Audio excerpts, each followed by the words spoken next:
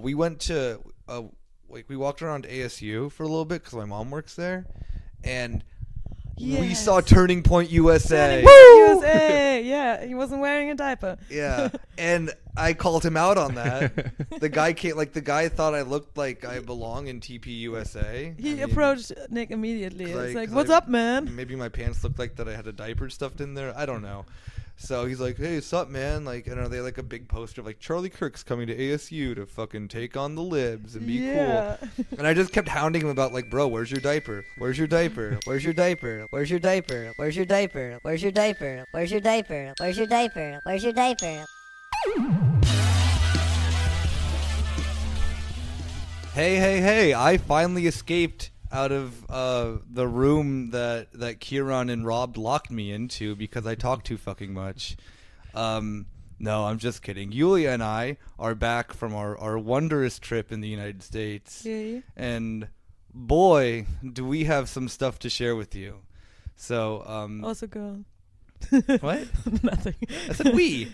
Yeah, boy. Oh boy, we have. Oh, shut the fuck up. Sorry. Yeah. So welcome to the corner, Späti. Today, Kieran we have kicked out because we have decided after St. Patrick's Day Too much. that Too many Irish people. We dealt with way too many Irish Americans, and we just did not want to see Kieran, so we did not invite him today. Yeah, and deep down, he doesn't understand our culture. He can't relate to it. He just. He can't contribut anything. And I think that, I think to be fair, I think Kieran will respects our decision of what we're making because the Irish Americans are the worst of the worst. But yeah, nonetheless. So Yulia and I took a venture to Arizona, my home state, my hometown of Phoenix. And we spent 3 weeks with my family, and it went from about 2 days of being, wow, this is nice, to then. I see myself right now as like a trip sitter. I am American, but I didn't go on this intense journey that you two did, and you're still processing it. And I feel like I'm just here to make sure the mood is good. You know, I know we might go to some dark places on this podcast. Oh yeah, I'm making sure that we have some laughs. everything goes steady here. Yeah, I hope so too, because now, we're not going to talk about the stuff that happened with my family, although that is funny. But we're just going to, talk about the political reality that is a red state, more or less, in the United States, and how pretty much the entire state of Arizona is a safe space for if you're a Trump supporter. So, I guess let's just ask Yulia what her impression of it was, because. How do I say this? Well, it's not the first time that I was in Arizona, and first time you've been there since Trump has been president. Yeah, that is true. And I mean, the first time I was there, I was really stoked by all the cacti because I really And you were still stoked this time. Yeah, I love cacti. She was stoked because Trump was. She's like, God damn, fucking Holy Land. Like this is the New Jerusalem. She's like, the jobs are coming back. But yeah, it's interesting. It's fascinating how much. Being right-wing or being conservative is established in everyday life of Arizonians, and I guess it's like we have to back up if you're in certain parts of Arizona, and we just happen to be in these certain parts of Arizona. Let's say Phoenix, and let's also say the areas of Phoenix that we stayed in. So it's basically areas like. Well, my mom lives in Phoenix, and then we stayed with my cousin who lives in Scottsdale. Scottsdale, yeah. And that is as. I have stated multiple times on her trip that Scottsdale is the most culturally devoid place. Oh yeah, definitely. In the United States, there's nothing but just I don't know. What's the food scene? What's the restaurant scene like? It's everything. Like it's not like it's fine if you have money, but it's just like it's just so fucking tacky because it's like all dudes who are like, if they are young, all they do is like listen to EDM and shit. Oh, yeah. If they're older, then they're like. I don't know, just like one of those rich guys who has like a wife who's like 40 years younger than him. And what? When did that? Oh yeah, I remember. You saw so many of that. Yeah, how did you not recognize that? No, of course, yeah. And the places we went just to grab a beer. I mean, it's all. I mean, the guys were either jacked as shit. Or very fat. Or very fat. But that was also because it was spring training. It was spring training. Yeah, so it's spring training. It looked more like some of it looked more like a Midwestern bar. Yeah, because they are. You had like people who were like fucking Cubs fans, who were just like the most depressing sports fans in the world. Is there spring training in Arizona? That's like one of the main reasons that we went during. I mean, like I'm a huge baseball fan, and going regular season's harder because school is in session then. So then, and like the Diamondbacks aren't that fun to see, even though like they're my team.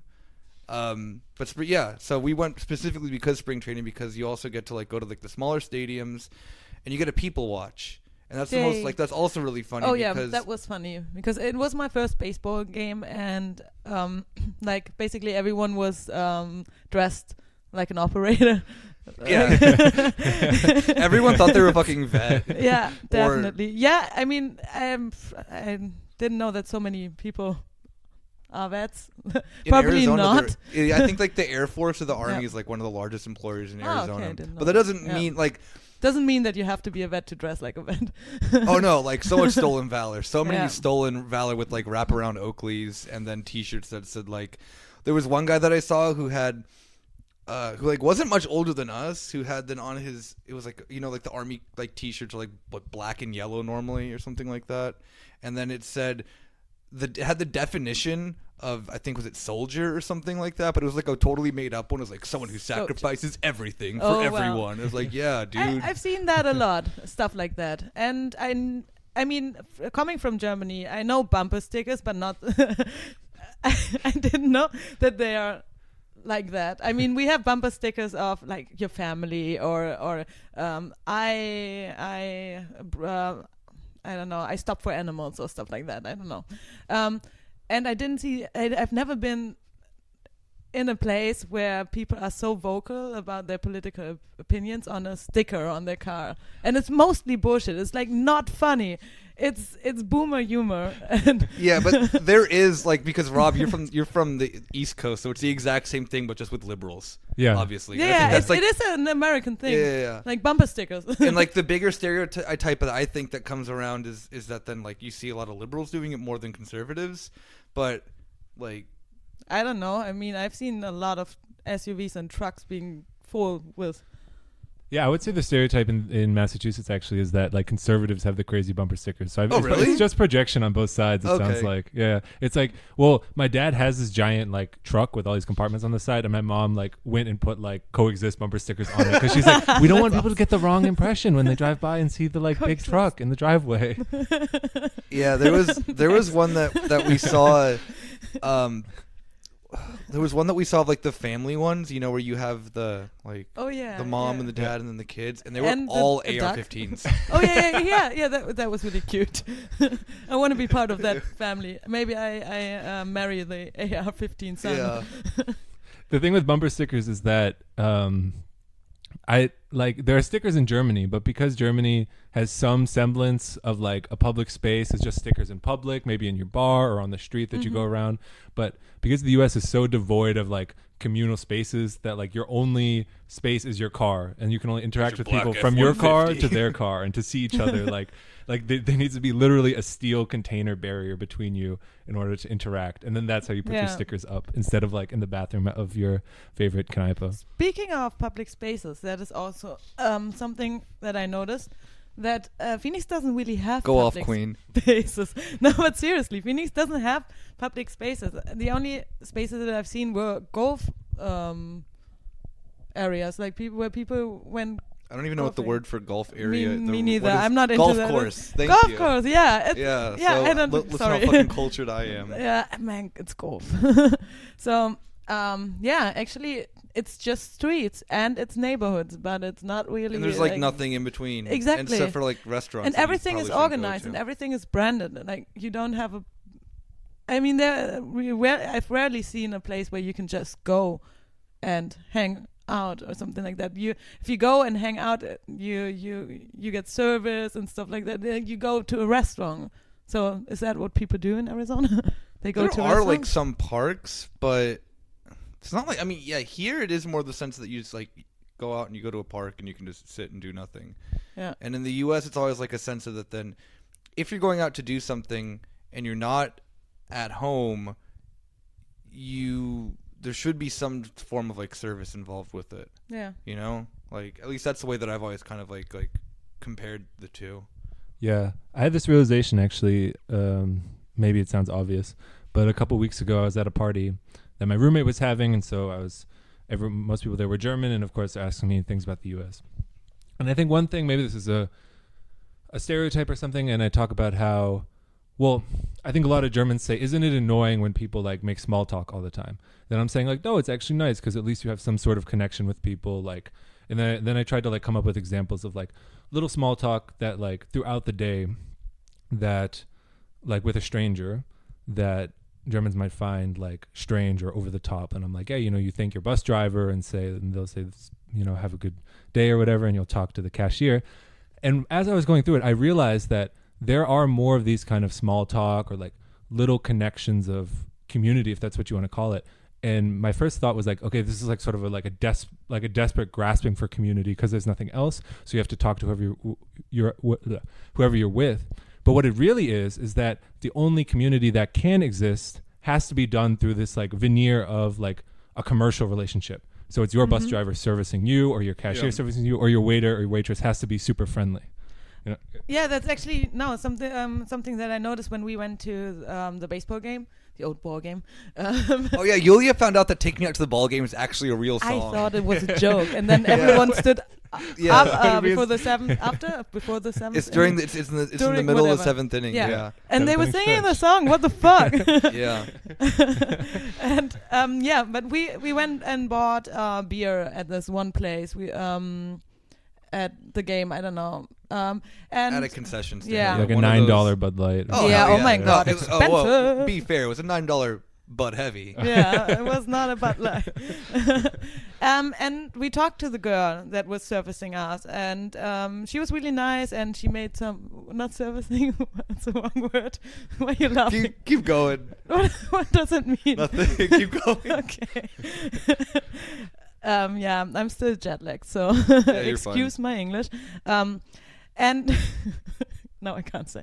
And she was really nice, but and she made small talk, and she asked me if I'm from Germany, and then she said, "Oh, you just stole a German passport." Yeah, exactly.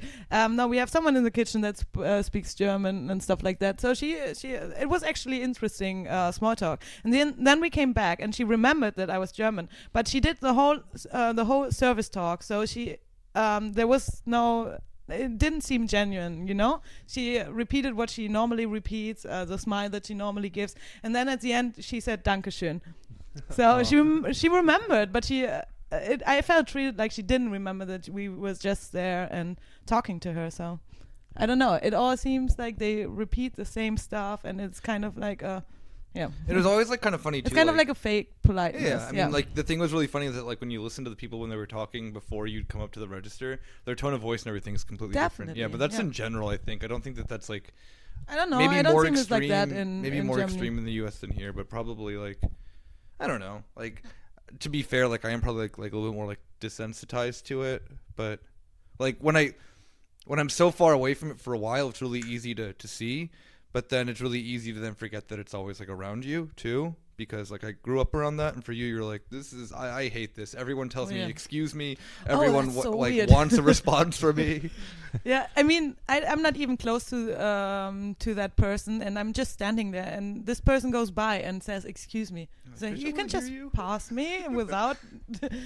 Yeah, if you're walking on the sidewalk or like on a trail, you have to say like, "Oh, nice day. How you doing?" Yeah, we went hiking, and it was the exact same thing. Yeah. And then Yulia turns, and she's like, "Is there a reason why they're talking to us?" I'm like, no, it's just like trail etiquette.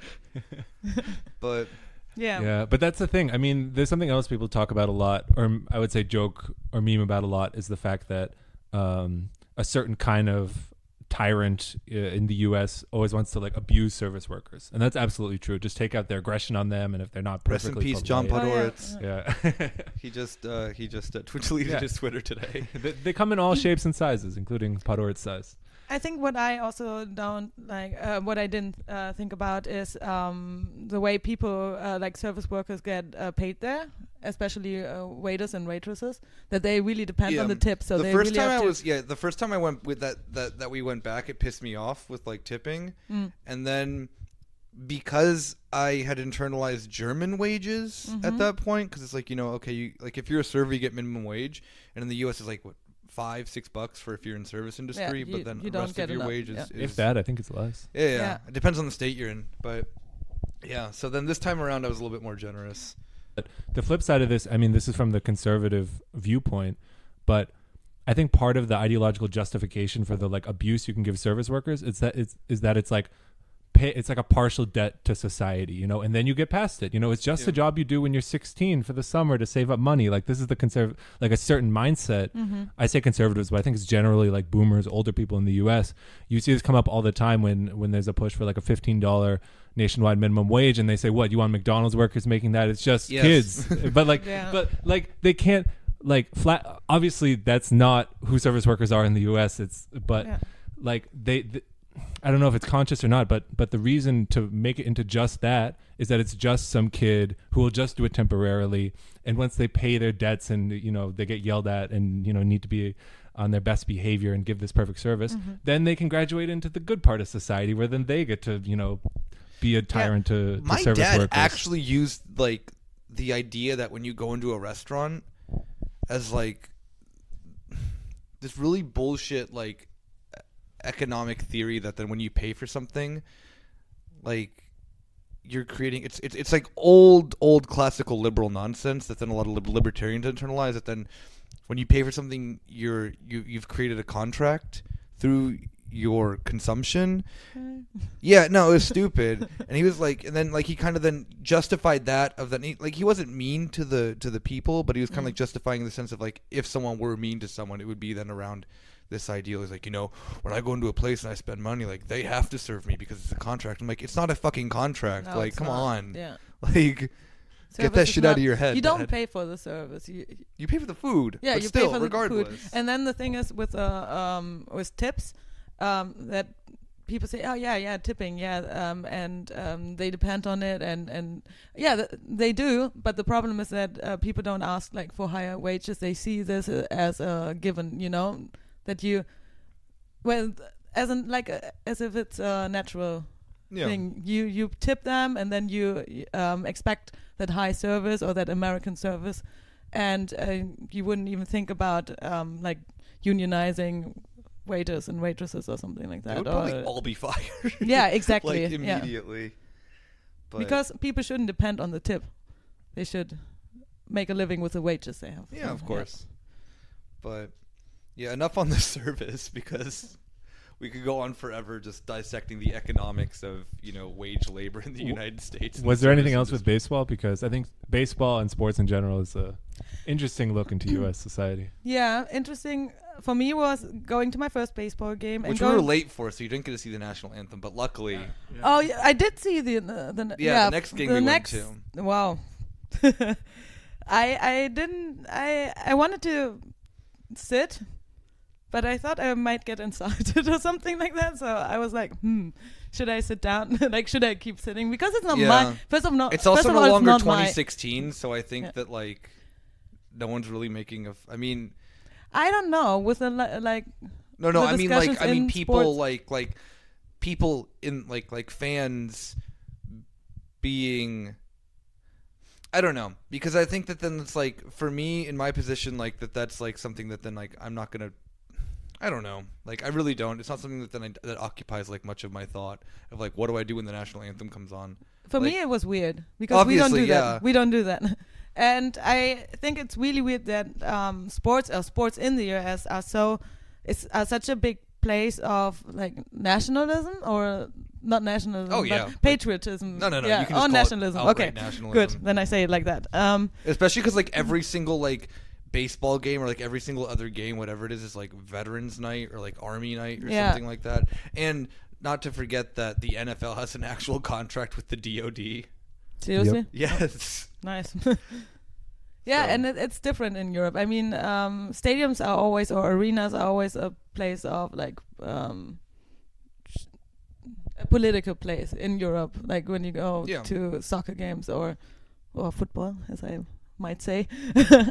And in the US, they pretend it isn't, but it really is. It is, but it's all in this kind of sense of like patriotism and capitalism. I mean, how many ads I've seen, especially in basketball, when you just have all the breaks, I don't know what's it called, the timeouts. They're not even timeouts; they're just breaks.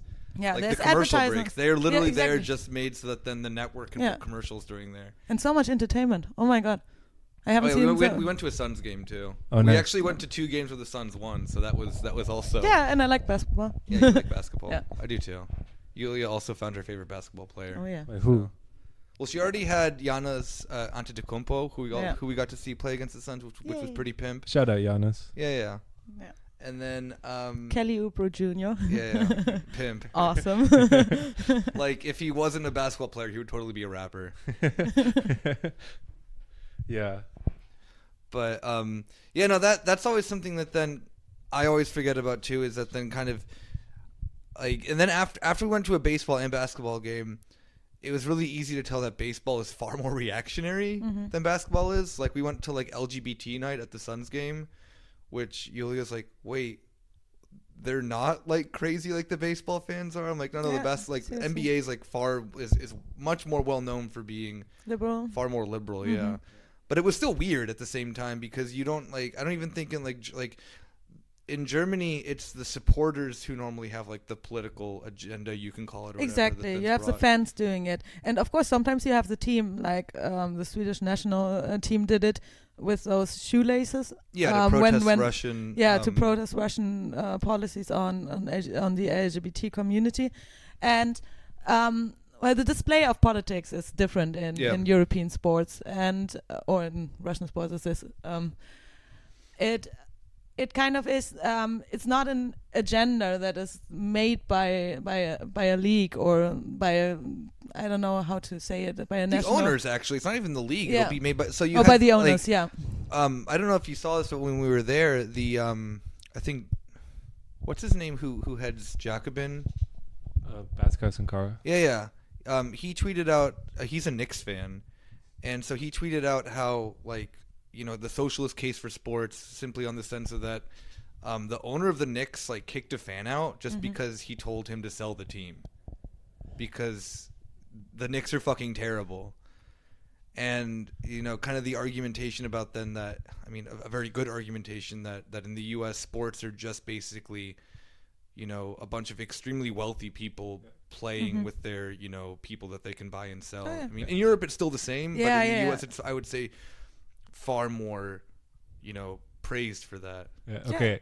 I have a lot to say about basketball, so good. We'll see where we go with this. First, James Dolan is the ultimate fail son in the U.S. James Dolan, the owner of the Knicks, because he's worth something like a couple $1 billion. He inherited the team from his father, I think, and he just doesn't do anything. I mean, Knicks fans know that he just fucks up the team constantly, year after year, by hiring and firing people, like hiring Isaiah Thomas, who then just has a bunch of sexual assault cases. By the way, my sister's grade school basketball coach was, up until very recently, the head coach of the Knicks. Who? Jeff Hornacek. Oh yeah. Yeah, I think he just got fired too. But the other thing to know about James Dolan is you have to look up his band, JD and the Straight Shot, because that's what he does. Wait, he has a band? He has a band. I mean, he's the ultimate fail son in that he has a jazz band where I don't think he's very good, but he's rich, so he buys he hires excellent musicians around him, and then he just plays okay. But he just plays he does Smoke that on the Water over and over. He does that and owns the Knicks, and yeah. That's a job. That sounds like that one billionaire excellence. That sounds like that one Goldman Sachs executive who's also a DJ. Oh yeah. What? Yeah, you don't know about this? No. Have you seen this? Have you heard about this? No. There's a Goldman Sachs DJ. Oh, It's shit, I have to look that Goldman up Sachs later. employee is also a DJ, and there's a really funny Financial Times article about is Goldman Sachs appealing to millennials now? It's you fucking stupid. I like Financial Times for their I would say objective neoliberal reporting in quotations, but their op-eds and opinions are fucking stupid, just like the rest of them. And that was one of them, is that Goldman Sachs is really trying to appeal to millennials, and here's the example of this one guy, this one executive who's a fucking DJ. And he's 40 something. He's not even young either. He's this old bald guy. And the thing about basketball owners, I wish I'd prepared more for this, is that I think on the whole, so there's a mix of fail sons, and they have a lot of like new tech, like this sort of like new money energy, where like the owner of the Grizzlies, I'm pretty sure it's still the same owner. Like, I think he's the youngest owner. I think he's in his 30s, and I don't know how he made his money, but he would like challenge the players to one-on-one because he thinks he can beat them, because he like and like stuff like that. And so you have these like crazy, and I think like football, for example, I don't know much about basketball, but football is just really old, like not even old money, but just like, I don't know, some real estate giant. You mean American football, right? Yeah, American football. Okay, because like European football is like the country of Qatar buys, buys a team. No, I mean the NFL, because I mean you see that in stark contrast with the way they react to like Kaepernick and these players like trying to organize and do different things. They're very sort of like, we don't understand what these what the youth are up to, and whereas I feel like the basketball owners are more like, all right, we're gonna tackle this, we're gonna get together, we're gonna like explore these different branding opportunities. So you're saying basketball owners are the dad from Get Out? Well, a little bit. I mean, like Mark Cuban, he's the owner of the Mavericks, and he's like, he's true. all about this. And like Joe Lacob, the owner of the Warriors, was like, he had some quote right before the Warriors lost in the finals 2 years ago. He had some quote about how they're like light years ahead of all the other organizations in the NBA. But like, he didn't do anything. He just hired a bunch of people, and they got extraordinarily lucky in the whole history of the NBA to like build this team that's like so much better than everybody else. The thing that I like so much with U.S. sports too, especially basketball and the NFL, is that you can be rewarded for just driving your team into the ground. Yeah. Well, seriously, with the draft, isn't that a CEO thing to do? Kind of, exactly, it literally is. Well, all right. The thing about basketball, I know we're going on a tangent, but this is my overall point. So you say the thing with basketball is that the first thing to know is that there's a revenue sharing agreement between all the teams. Yeah, and so that most of the teams don't make money in any given year. But then the big market teams, and now like new big market like the Golden State Warriors, because they were so good and now they're famous worldwide, are making tons of money, and then they all share the money collectively. But what's more than the individual revenue is that the value of the teams have skyrocketed because of the overall brand of basketball, etc. So like the Suns don't really like when they're bad, like the Phoenix Suns are bad now. Also, the owner, second worst team. Also, the owner of the Phoenix Suns is hilarious, Robert Sarver. Oh yeah, never mind. This is a whole episode. Whole episode, like, it's sort of like a contract where all the teams are like in this cabal together, all the owners, and then it relies on the value of the teams going up and up and up. I mean, now they've all got a return on profit of like 6 times what they bought it for, and it's great when like the Hawks, who are also another bad team, do things about like or like the Suns, for example, do LGBT night. But to take the Warriors, for example, because they were like a beloved Oakland hometown team, and then they got ridiculously good, and now the seats are like impossible to buy. I mean, the price is like, so who can afford to go to the games? It just becomes this thing where like all the tech Atlanta, companies. though, done it in the sense of like trying to combat that with like cheaper creating like a price ceiling for certain things or whatever. I actually don't know. I guess it would be a ceiling. Yeah. My point is that it's all a cycle. So now that the Warriors are good, then they charge ridiculous prices and price all the fans out. And now the only people who go are like, it's just a giveaway for tech companies to have and just rich people who live in the Bay Area. And that sort of like fuels, and like they'll probably do some LGBT night, but like in terms of like building a community around sports or anything, that just exists. Like they're only giving cheap tickets if they can't get away with charging a ton for the tickets, And the way it works is that it's this whole league together that like is just relying on each other to like keep going up and up and up together, which obviously can't happen forever. I mean, I notice that a lot, especially also with basketball. The front row seats.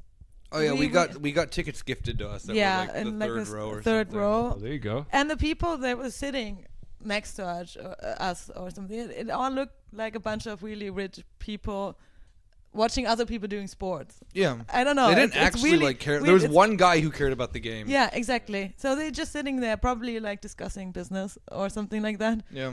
I actually heard that, or no, I didn't hear that. I've seen it on TV in some, I don't know, soaps or sitcoms. That's you watch soap opera. Yulia, big fan of General Hospital. Yeah, no, it's sitcoms. So that is actually a thing. So you invite your possible business partner to there's to that Always Sunny episode basketball, about that. Basketball game. And there's that Always Sunny episode where they steal the guy's wallet and they pretend that he's him, and they go to like that big fancy suite at the Phillies game. Dennis just tries to see how far he can milk it so he can get off. Yeah, and exactly. Luckily, Dennis gets off at the end. That's really weird. It's just like you're sitting there and like you don't even care about the game, but you invite because it's an event. Yeah. It's such a big event. I mean, they do that in soccer as well here in Germany, but not as much. You don't have like the super. I mean, the first rows are not there for the true fans. You have blocks with. I mean, long story short, there's big time commodification in American sports. Yeah. And European games are much cheaper. You could actually do a whole episode on that, which we will probably. We will. Yeah, I think the thing to that sticks in my mind is it's like sports, public spaces. I think the thing about everything in the U.S. is that it's up for sale, it's up for investment, it's up to like this sort of like investment capital like cycle, like the like pump and dump kind of like you like buy some brand people know, whether it's a sport team or a space or whatever, and then you like I don't know, strip it of its value while pumping up the investment and then sell it off. And it loses all enjoyment. Yeah, this logic can be applied to anything in the U.S. Everything's up for grabs. That's I think the fundamental logic of the U.S. That's how it felt. I remember when I was a kid and given like being a kid, your idea then of prices are a little bit different than when you're an adult, but when you actually have to pay for your own shit. Especially when you play like Marketplace or something, or you play on a cash desk. Toy cash desk. Oh yeah, that is $1,000 for this piece of bread. Okay, welcome to Germany. Yeah, Yulia, whenever she plays shopkeeper, she's always pretending that she's in like the 1920s Germany. Exactly. With hyperinflation. Oh, that is $1 million. Nice fuck. But I remember when I was a kid, like there was 1998, the Diamondbacks came to Arizona, and I just started playing baseball around that time too. So I was like really excited that we had gotten a baseball team. And when I started going to the games, I always remembered that you could always buy tickets for the Diamondbacks games for $1. You know, and given inflation from 1998 to now has not increased all that much. And then I looked up recently, like how much would it cost if you wanted to see the exact, in the shittiest seats that exist. It's like $40 now. And this is like the Diamondbacks are one of like best a mediocre to like on the better side of mediocre team in baseball. And no one goes to their games. And I've had many a conversation with my mom about this, about it isn't like Arizona sports is depressing, obviously, but you could at least make that depression enjoyable if it wasn't the price of if you went to go see a better team.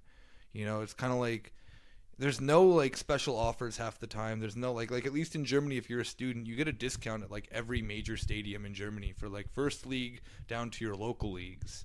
There is much more of an incentive to go to these games. And I never understand why that type of logic, and prices of food and alcohol or just drinks in general is astronomical in the U.S. Expensive, and I guess like if the alcohol sense, if it was a deterrent to prevent bad American drinking habits, that I could understand.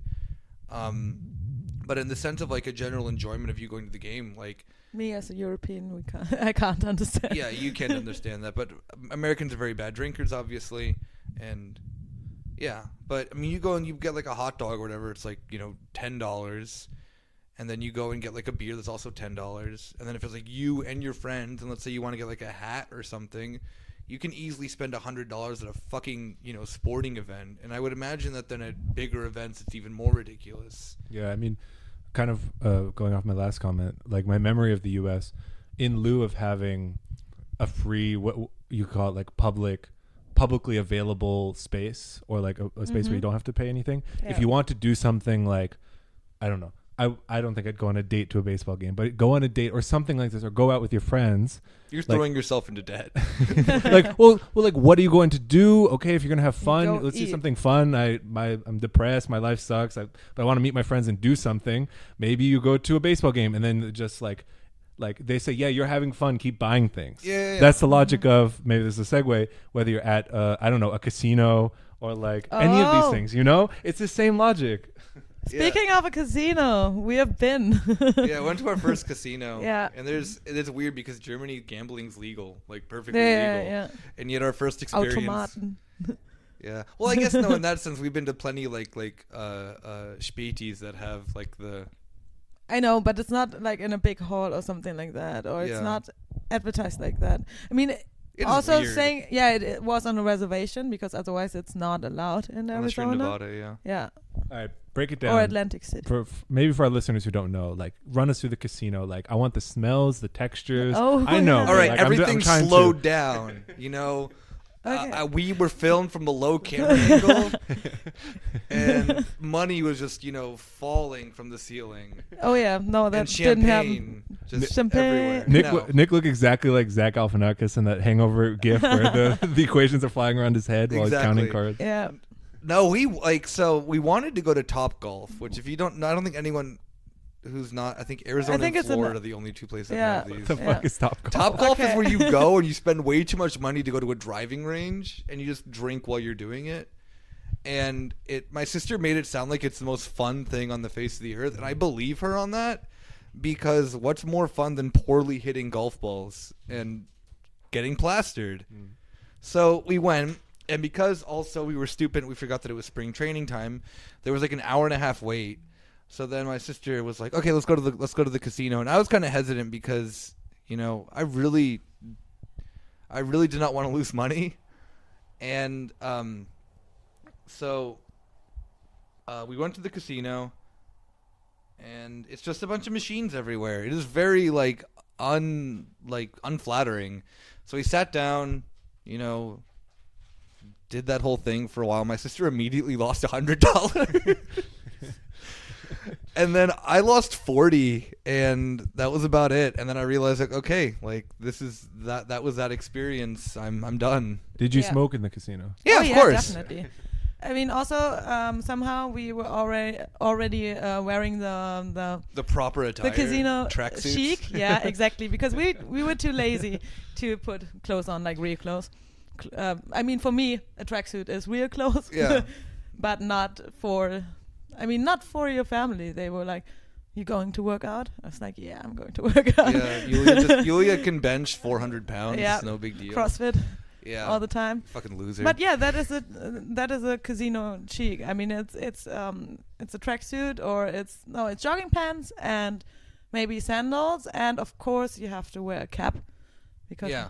that is. And if you're going to the poker, like I didn't realize this was a real thing either. But like they wear like the headphones and the sunglasses like on the tables and shit like that.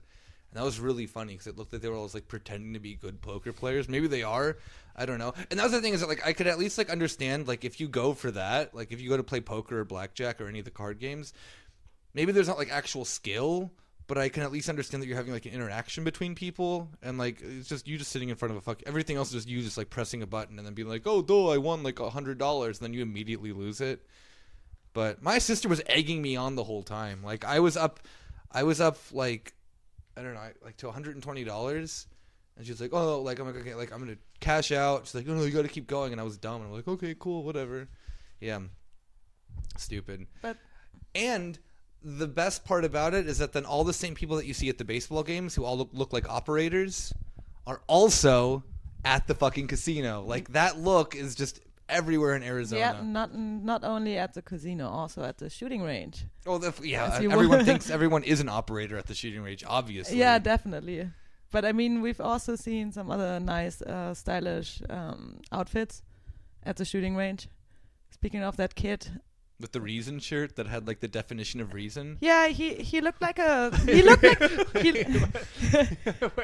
Yeah, you he heard looked like a right. Polish neo-Nazi. He I didn't think have he was a Polish Oh, neo-Nazi. probably. Yeah, he had an accent, a Polish accent. So Yeah, he was talk also about the most unsafe I've ever felt in my life. Wasn't because there Yeah. were guns around. Like I've shot guns since I was a kid. It's the politics at the shooting range that make me feel horribly definitely, insane. definitely. So yeah, I'm glad that we went to the one that is state-owned and not like a private thing. Still, it is very. It was really uncomfortable for me in the beginning. I mean, I especially because of the. And Yulia shot better than all of us. So. Oh yeah, call me Ludmilla. No, but especially because of the people that were hanging out there. I mean, of course, obviously also because of guns, but I mean, it always depends also on who's shooting that gun. And I mean, that Polish kid was kind of scary. He definitely... He just kept talking about... I never heard the word free market. Oh, he was talking about free market the whole time. That was interesting. To himself? No, like to this like with really his American old guy older that he friend. was with. Yeah. Like, it was weird. But then, sorry, the other shirt that you were mentioning the time before that, someone was wearing a Steven Crowder shirt. Exactly. Yeah. And it said... Should I? Yeah. Yeah, just say it. It doesn't matter. Right. Socialism is for faggots. Yeah. With the F word bleeped out. Yeah, with the F word bleeped out, and a Che Guevara that was doing a hand. He was an absolute pimp. Yeah, but was it a Che Guevara that was doing a hand gesture he or was something? Doing the, like, oh yeah, like, so he's like doing terrible. The Salt Bay. I know I only think in memes, but like, wasn't that the reference? No, the reference is that he's like a little sissy. But like it's the hand motion that the guy who sprinkled the salt. Yeah, but it isn't that reference. It's that then like that socialism is for little sissy boys. But it was just like there were these like kids, probably younger than us, and they just all thought they were the like so many MAGA hats obviously at the shooting range, which is not surprising in any way. And then like, you know, I walked to the bathroom and walked back, and I heard this like just the amount of like shit that then the people are talking like, I heard that they're taking all the guns away from people in California. It's like that isn't actually happening. Like, but I'm not gonna confront anyone in a shooting range. Yeah. That's a horrible idea. That would be a horrible idea. But that is not only. I mean, these conversations are not exclusive for the shooting range. These type of conversation I heard at the baseball game, at a restaurant, anywhere we went. Yeah, it's like everywhere in Arizona. Yeah. If you're like in a market, suburban, like if you're in suburban supermarket. Arizona, Exactly, and that is the thing. Also, like the divide of Phoenix is very interesting. Like, there's a major class divide. Yeah, definitely. There's like a street that you can probably just like point out that is like, this is where. Yeah. You where demographics change. I mean, obviously, but and you can really see that, and you can really feel that also. Yeah, but like the thing at the shooting range that was also funny too is then like people were also like really open with you. So like they weren't talking like if they come up and talk to you, it wasn't about politics and shit like that. So it was weird having to like confront people that then like, you know, given not everyone there is like politically has a shirt on or whatever, but like knowing that these people probably like disagree with you about everything, and they just start like striking up and like I would say a pretty normal conversation at the range with you. There's like, oh yeah, like I brought like some of my rifles with me, and they're like, oh, that's really fucking cool. Like, what do you have? This and that and that. You guys are shooting really good with these like really old rifles. You know, like that's really Russian awesome. Rifles. Yeah, with our not old Russian, Soviet rifles. Soviet rifles. Yeah. So like that, like it is like you have to like kind of step into that like weird like American sort of like sense of like, you know, that small talk that you were talking about. Small talk, yeah. Like, but in like a much different, you know, environment for that. And like kind of have to then take like the fear of that then like, oh shit, like I see all these dipshits around me with like all this like, you know, very vocal, you know, the shooting range is the biggest Trump MAGA safe space that there is in the United States. And that's why I commend when like I hit up the SRA in Arizona in Phoenix to be like, hey, explain it, Kutz. Yeah, SRA is the Socialist Rifle Association. And they I think they do a lot of cool stuff because it's about like they aren't just a bunch of like leftists who cosplay. Like I think that they understand like where gun ownership fits into left politics pretty well, and they're not these like idiots who just like pose and like we're gonna like after the shooting in New Zealand, like I saw so many bad left takes of like these just like anarchist kids like dressing up like we're gonna protect you. It's like just stop. No, like you just cosplay. This isn't like, that's not serious. Like this is a serious issue that happened and you're making this into then like something bad. Whereas SRA didn't do that, and they set up a charity for, you know, raising money and stuff like that. But when it comes to then like actual issues like, you know, concerning the U.S., they do take a lot of effort to like, you know, make sure that like gun policy doesn't only affect white people, because it does. You know, so, but they go out and they do range days, like, with these people alongside them who really, like, fucking hate them, obviously. And I imagine that they're, like, you know, wearing their shit and whatnot. So, you know, they're badasses. They're far more badass than every other person I saw at the range who thought that they were an operator, so. So did you link up with them? They messaged me the day that we got back, and they're like, "Oh, we're going on a range day on the 30th." I'm like, "I'm already back in Berlin, but thanks for reaching out." I'm assuming that all of our audience pretty much comes from like a left background, or probably has like maybe parents. not. Maybe not. Someone is hate listening. Maybe someone is hate listening, and if they're doing that, then like you're the real MVP. But yeah, like, and especially when we see then the things of when articles try to explain Trump land and whatnot, and how like, including Der Spiegel's own what's that fucker's name? Didn't you see the story? Oh yeah, I did. I forgot. Who cares about his fucking name? Yeah. This guy, this Der Spiegel journalist who was faking a ton of his stories, like the one he got caught on was the Trump country one. I think they were in North Dakota or something where he went. Yeah, everyone always goes to these rural areas in the middle of nowhere, and they're all like, "Look, see, this is like the America that was lost." And like part of that is, I would say, true. With you can also go to a major city, and you can also exactly. You can go to Phoenix, for example. You can go to Phoenix, and Phoenix has always been that way. And when you're, the idea then of I don't know, you have like that stereotype of like, what do I do if my MAGA uncle comes to dinner for Thanksgiving? Like, how do I deal with him? But that's always in the guise of that. Then the rest of the family's liberal, and Phoenix so what is it the then? Opposite. What if your leftist son comes to dinner for Thanksgiving? Yeah, I don't. I mean, I just joke with them for the most part.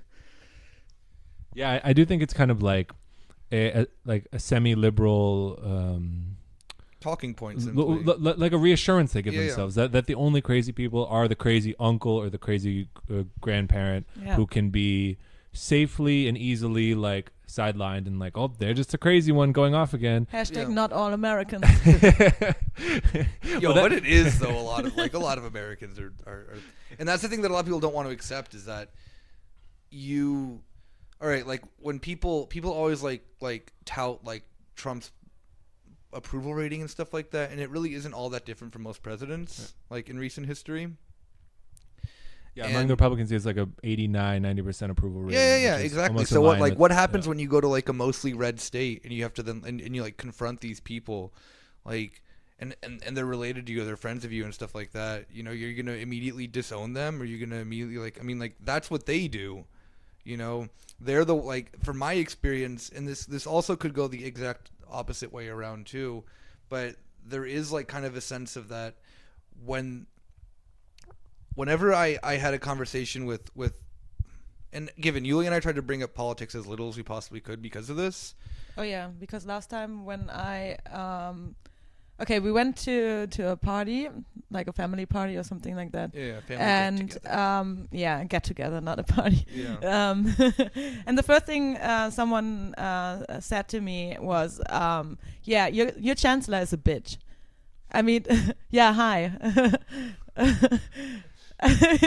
That is how you approach someone? Hi, your chancellor. I mean, not that I'm in love with Angela Merkel or anything, but I don't know if that is something you say immediately to someone from a different country. But they just want immediate confrontation, and they want to be proven right that they're the one who's going to break you apart with logic and facts. And I have that all the time. I had people every time someone started a conversation with me and knew that I was from Germany, it was like, oh yeah, you're socialist over there, aren't you? Or it was something like, oh yeah, but look how we do it in America. Oh yeah, this is what we do. Isn't that great? Oh yeah, USA. Something like that. Yeah. And then also that too with then the like, what do you think about Trump? And this and that and that. And they know that, like, my family knows I do not like Trump. So it's like, where am I going to go with that conversation? So it is really, it's hard. Like it just genuinely is a really, really, really difficult thing. And then it got to the point where then, like, my mom telling me that she's like gonna disown me because I'm a communist or whatever, which is fucking cool. And then that subsided pretty quickly. But like they want, like my feeling was always is that they always want that confrontation so that they can more or less like post about their experience, so that like look at these libs telling me how I'm supposed to live my life. And the thing that I heard nonstop, and like I did not know that she was so fucking popular in the United States. AOC. Everyone talking about AOC and like the Green New Deal thing. They're like, do you hear that they're gonna illegalize airplanes. I'm like, they're not gonna fucking do that. And cows. And cows are illegal. And it's the cow fart specifically. Yeah, that's the latest meme. Like the cow fart is what's cows but they all believe not this allowed shit. To fart anymore. And my only response ever to that was unfortunately a very stupid centrist liberal one. Was like, did you actually read the Green New Deal? It's 14 pages. You spent all your fucking time listening to Hannity yell at you about this. You could have like taken like the PDF is there. It's fucking public domain because it's a what's it called? A bill that's apparently going to be going through Congress. Like, you can read it as long as it's like not classified. So like, I don't understand what like where you're coming, and like everything that you're mentioning that exists apparently about it is not in that bill. So like, if you wanted to start a discussion about that, we can, but just don't talk to me about this then. Like, I just don't care, you know? It just felt like I'm continuously having a Stammtisch conversation. I mean, seriously. It's that Stammtisch talk, you know? Oh, have you read that? Have you heard about... But like far more ridiculous. Yeah, but no, I mean, German Stammtisch is exactly that culture. You sit down, you talk politics, but you don't really talk to politics. You talk very emotional about it. You state ridiculously... ridiculous things you have read on the internet, or... I mean... It includes a lot of racism and a lot of fake news. Yeah, I mean, call it what it is. But, and then the thing too is that then every single place that we went to also too was just like, the news is on 24/7 as well, which is like also very like... Not the news, Fox News specifically, yeah. And yeah, just, I saw Hannity's face way too many times. Yeah, I mean... Ooh, there's a lot I want to get to there, but one thing to talk about is the TV culture, because I do think that's different in the U.S. than here. That's just like there's just constantly just streaming at you. I mean, like, would people like laugh at 1984 for being too on the nose because there's a giant screen that's constantly like watching you or talking to you, like. Oh yeah, either that or like Ray Bradbury's Fahrenheit. Yeah, it really reminds me of that. Yeah. Going to America turned us into liberals. Yeah. Oh, damn. I bought so many copies of 1984. I'm going to give them to all my friends now. Well, but 1984 is actually... it's actually about Stalinism. And yeah, it's actually Logic and Reason. It's Logic and Reason, yeah. Oh, damn. It's all... Fuck. I have to rethink my life. Authoritarian. Yeah, Orwell is very much conservative right-wing politician. Cool. What did you do in Spain then? But it's just nothing. Like, it's what that does to you. Just having that just constantly. Oh, it turns your brain into mulch. Yeah, exactly. You know, my family had that, like we visited my grandmother, and she's like 98 and just like sits and watches TV the whole time. That's how, like, she knows what's going on, but I think she just like purposefully like pretends that she doesn't, because whenever we were in the room with her like one-on-one, it was perfectly fine. But they had Fox News on for her on the whole time for her, and yeah, it was either Sean Hannity or Laura Ingraham or, you know, who's the creme de la creme? Who's the white nationalist guy? Tucker Carlson. Bang bang. Yeah, just the same story 8 times over with, like, you know, a slightly different perspective of, like, you know, when you get to Tucker Carlson, you get the cream of the crop, you know, 1488 radio, that whole shit. But I don't know. I don't know how people can, like, just sit there and do that to themselves and be like, yeah, this is normal. Like, I turned the TV on at my mom's place. I didn't know how the remote worked. And it was just Fox News was just, like, on the TV, and I just turned it immediately off. You can't escape it. Can't escape it, yeah. And then they all think that they're, like, not watching it all the time. Like, they all think that they're like, oh, no, it's just, like, you know. I'm not watching Fox News. Yeah.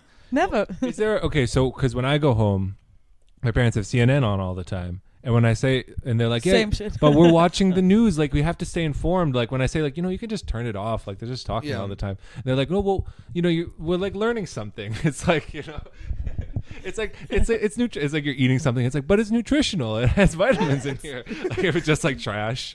But like, there's a rationalization that like you can't turn it. Like, obviously you can turn it off. It's like, yeah, of course I can. But you're getting something out of it. Even if it's just a little bit, it's like, oh, I learned something. It's entertaining as fuck. So, like, but what is the rationalization? Are they like, yeah, it's just fun. It's what I like. Or is there like, I'm learning things, you know? Did you know about this? Yeah. Did you know that all the South African farmers are dying Exactly. because of reverse racism? In German, we have a word for that. It's konstante Berieselung.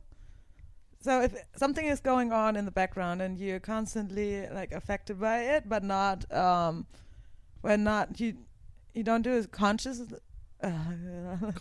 Consciously, Yeah. thank you. But it's there, and it's there the whole time, and it's kind of like going subconsciously into your subconscious. Yeah. I don't know. But yeah, it's like there's entertainment the whole time. And even news are entertainment, you know? Yeah, of course.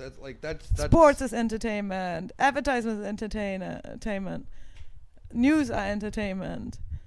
I don't know. Also, like the thing that's also funny too, kind of like back to sports a little bit, but then how it's she's yelling at us now. There was the thing that was so funny too in the U.S. was seeing International Women's Day being done by like corporate America. Oh yeah. And there was the only thing I really remember that stuck out is that there was a story about like how Steph Curry got a girl a pair of shoes because they don't make the Curry 6s in like girl sizes. And then that was like the thing that ESPN reported about for International Women's Day. Because my cousin had just sports going on the whole time at his place. And I was just like sitting there and be like, what the fuck happened to this holiday? Like, this is the stupidest shit that I've ever seen. Getting a new pair of shoes. Yeah, it's like this girl from and she wasn't even like... She was even from like one of the richest counties in California. Exactly. So she could have bought them. Yeah, and it was just like... She was just unlucky that they weren't there anymore in her size. You could have just bought a boy size, for Christ's sake. She was like 8 years old. It made no Women's difference. Day. Yeah. Get your girl some pair of shoes.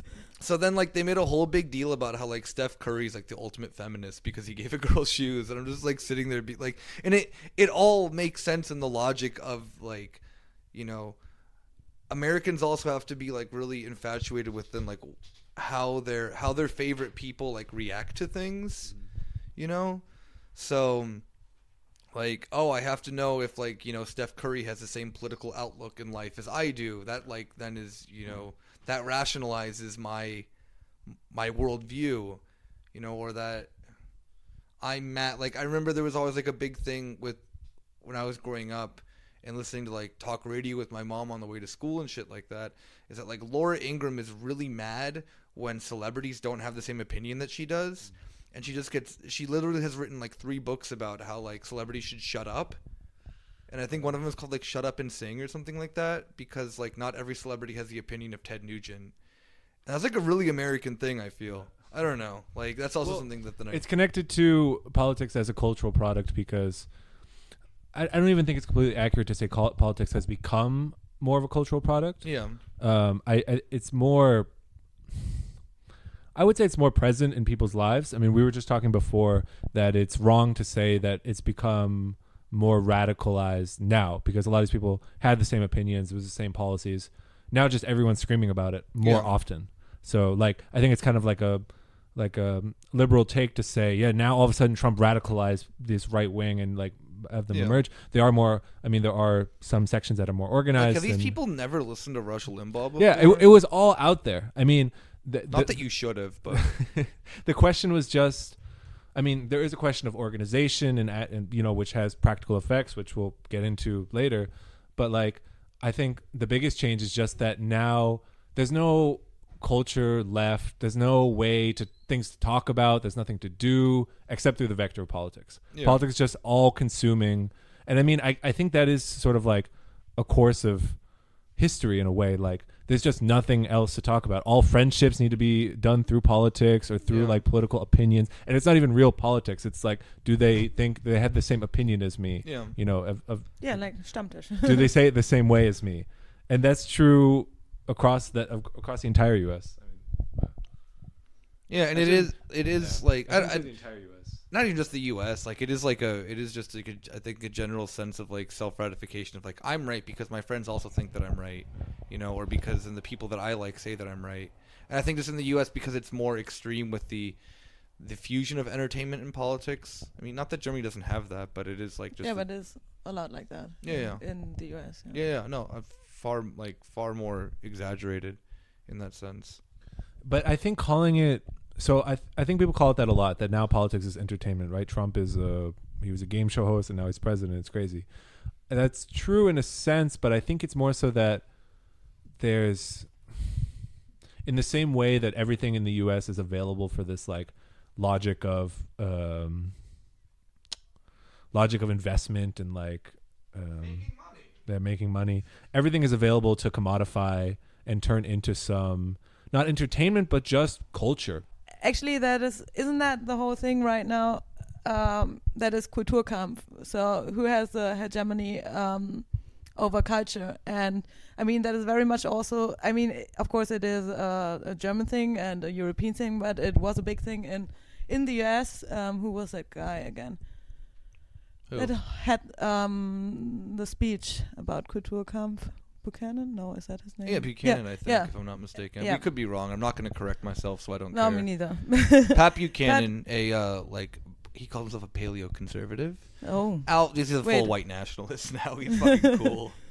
Yeah, exactly. But that is, you see that everywhere, actually. But you have that a lot in the US about like who has actually the upper hand when it comes to like cultural things and stuff that promotes your political views on stuff. Yeah. I think another aspect of all this, like you said, Julia, the fact that the first thing, I mean, connected to this whole like turning politics into culture, like the fact that all politics is cultural and can only like any understanding of the world or history is through this like cultural vector. Mm-hmm. Part of that is like when you run out of like things to understand about the US, it is much more international now. Everyone knows, like all the right wing in the US knows, like, oh yeah, Angela Merkel, Germany, like they're letting in all the immigrants and Western civilization is dying. Like everyone knows, like they know this. I think there was maybe a stereotype in the past that like, you know, true Americans, they don't care about those other countries. They just care about America. You know, it's those liberals who are like so worldly and metropolitan who want to know who care what France thinks. But now it's absolutely the right wing who knows everything about like Merkel and what she's doing and this and that. It's expanded way beyond the US. My mom's friend was trying, he's been trying to say for now 3 years that the Visegrad is going to leave the EU just because he likes them. Like, just because he loves Viktor Orban. Mm-hmm. And it's really, and the thing that I think is so funny is that, you're right. They know what's going on in the world, maybe not better than, like, the centrist or the left does. They also know the world in a much scarier way, like in a much more fearful way. So they see Orban and they're like, "Damn, that guy's fucking balling." There's actually a sociological theory on the international right. So, and it includes people like Orban and actually also people like Putin. Even though I would like sometimes, I don't know, because you Americans have a problem with Russia. Well, Putin is the reincarnation of the Soviet But I Union, mean, there are right-wing conservatives coming out saying like, we should actually work with Putin because he's a fucking baller or something like that. I did see someone put the hammer and sickle logo on the Republican Party elephant, so that's enough to sell me that actually Russia is Soviet and Soviet's I don't know bad, how they always mix the up Republican Party Putin. I don't like, so. Yeah. Yeah. Oh, okay. That was Democrat. That's okay. like a big. Well, I think this realignment would happen like in a snap. Like the Democrats are like all lined up to take on all of the neoconservatives, the never Trump neoconservatives who will flee from the Republican Party and join the Democrats in order to be the real like interventionist, oppose Russia, like need to intervene all over the world and have this military industrial complex. And the right wing is happy to just like ally with authoritarian leaders across the world, strong men who they strong like man, represent. Did we talk about this on the podcast before? The fact that like the like expression of conservatism in America has so strongly shifted from this like Christian, explicitly religious to just now this like proto-fascist Trump, and it's the same people. But, like people don't really appreciate. We haven't talked that, about it, but no. Okay. Now I'm gonna forget what I wanted to say, but I think this is definitely like liberals and especially Europe like Europeans who talk about the U.S., they're like, the problem is that they're just so religious. Like if they were more logical atheists like me from from Sweden, then who then the these US people would be better. end up turning out to be fucking monsters too. Like, come on. But like they assume that like if they're just so religious and crazy, and that's why they're so conservative. If we could just change that, then everything would be better. Yeah, says then like the Swedish atheist, like, member of parliament who's also a member of like Swedish democracy or whatever. Yeah. But then with Trump, I mean, that was the big thing. In 2016, everyone's like, oh, Trump, like the evangelicals aren't going to vote for Trump because he's clearly not religious. He's not a fuck. They don't give a care. fuck because the like explicitly religious expression of conservatism or of political, whatever you want to call it, of human history, of society, it took on an explicitly religious expression in the 2000s under Bush, and under Trump that can just shift to his like proto-fascist, explicitly cultural political form. It's the same. Yeah. It's the same. And I was about also to say, you can also argue from a like cultural perspective, and religion doesn't play a big role in that. It doesn't have to. But they also make it into the sense too that then at least I see this with like the people that I know who are religious, who are pro-Trump, I'm not going to name any names, they make this out also to be that Trump may not either. My favorite one is that then Trump is in fact holy because he's imperfect. That's the most like, that's galaxy brain level that I'll never be able to reach. But my favorite is that then like that they kind of know that like they know that Trump has problems. They're okay with that. But in the end, Trump is still, doing God's work. And whatever God's work is like a kind of an individual, very American. It's a very individual thing of what you want it to mean. So right now, it's the wall.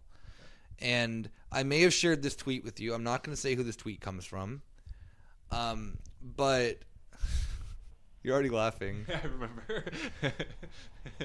I'm not going to quote it verbatim, but it was more or less the sense of that heaven has strict border restrictions and a big gate that you have to then pass through, and hell has open borders. And that to me, that solidify, like that's the perfect encapsulation of that type of like how you can use religion to then justify Trump. It means nothing. Yeah. You just want this one, the only policy that Trump just kept repeating until everyone's ears were bleeding. That's the most important thing for you, and it probably will never happen. But yeah, I'm kind of pooped out. Yeah. I have one last thing to add. Back to trip shenanigans. I don't think I said this yet. So when we came back, like I just unpacked today, and I was looking through my bags, and I found out that TSA searched through my one duffel bag, and normally they don't like touch anything. They just kind of see like, oh, we're doing our routine checkup to prevent terrorism or some bullshit. And they cut open my bag of Takis. And if you don't know what Takis are, they're like corn chips that are really spicy, and they're absolutely delicious. And they just like punctured a hole in it and then taped it back up. And I'm really mad about this still because one, they racially profiled my chips because they're Mexican chips. I legitimately believe this. And two, like they opened up my chips. They're going to get fucking stale now. Fucking TSA. Fuck them. Fuck TSA. Fuck TSA. Yeah, we're officially an anti-TSA podcast now. Not that anyone's pro-TSA. But yeah, that really grinded my gears when I opened that this morning. And I still haven't opened the bag actually, which is really stupid of me. So I guess we can just munch on some Takis later if we want. All right. Let's get it. So yeah, that'll be it, I guess. So there's an episode somewhere in there. There's an episode somewhere in there, yeah. God bless America. God damn America, as Reverend Wright used to say. Did you hear the song by Johnny Lee Greenwood? How does it go? And I'm proud to be an American.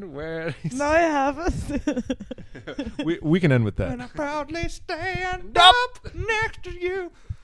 Yeah, classic. Just like how "Take Me Out to the Ball Game" is a real. I was about to sing it. Actually a real song. 1, 2, 3 strikes, you're out. Yeah. So we'll see you next week with the full gang here. Hopefully, if Rob doesn't die or decide to move randomly or go on vacation. We should talk about that actually. Why does Rob have to die? I don't know. We're playing Oregon Trail. Rob got dysentery. Yeah, from stale Takis. Yeah. Okay. Bye everyone. See you next week. Peace. Bye.